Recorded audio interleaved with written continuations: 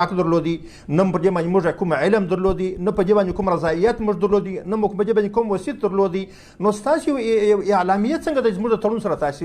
یو ځای کوي؟ په دې خاطر دا هیڅ موږ ته د منلو وړ نه ده، او موږ کچېرې دا هیڅ مراعات موږ سره نه کوي چې دغه تړون د هغه تړون له مخې موږ د مذاکرات داخل شوي چې هغه د امریکایانو سره امضا شوی دي، نو بیا خو دغه ناسته زموږ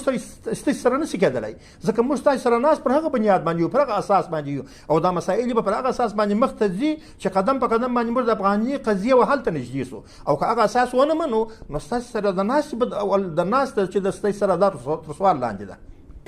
تاسو د طرز العمل د جوړولو خبره وکړله، دغه طرز العمل کې څو مادې دي؟ که څه هم تاسو لنډه اشاره ورته وکړه، په دې کې څو مادې دي، پر څو باندې اتفاق راغلی دی او پر څو باندې اختلاف دی؟ که په دې اړه لنډ وضاحت راکړئ. ما ته وویل چې په اکثرو ټکو کې پر اکثرو موضوع په هغه اتفاق راغلی دی چې هغه شی هغه به ټول د اجنډا چې پیښیږي یا کوم شی چې دلته کوم شی باندې بحث کول کېږي هغه به د اسلامي قوانینو د باندې نه وي. اوس دې کې یو سوال هغه اسلامي قوانینو کې اسلامي قوانینو کې د قرآن د سنت پر رڼا کې پر کوم مذهب باندې په افغانستان کې د پیړیو رئیس په افغانستان کې حنفي مذهب رائج دی، هلته پر هغه فیصلې کول کېږي، نو طبعا موږ وایو چې هغه مذهب ته به رجوع کول کېږي. دې وخت کې موږ د افغانستان څخه په دې وخت کې راغلي بعضې اهل تشیع وروڼه دا خبر راپورته کړله، وایي چې دلته خو زموږ ذکر هم باید وشي.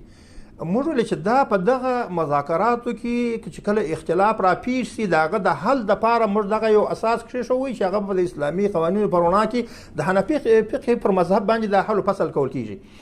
اوس دلته هغه مسله نه ده راغلې چې په دې کې اوس داسې اول خو تاسې هغه کوي به ټولو کوم اسلامي حقوق چې دي د ټولو سره تاسې ځانونه مسلمانان بولي، تاسې ته ټول هغه حقوق تاسې ته هم درکول کېږي، او د دې ستاسې مستبد سوي یاست په ماضي کې هم او اوس هم یاست. او کوم شیان چې تاسې خپل بیا وایي چې موږ کوم دوی ذکر کړه چې موږ احوال شخصیه په نامه باندې شیان باید ذکر کړي، موږ وایو چې دا موږ منو چې احوال شخصیه ستاسې دي، دا په دې باندې موږ ستاسې دپاره تاسې د حق لري او تاسې په خپلو مناطقو مجلکو کې باید احوال شخصي ستاسې وي. خو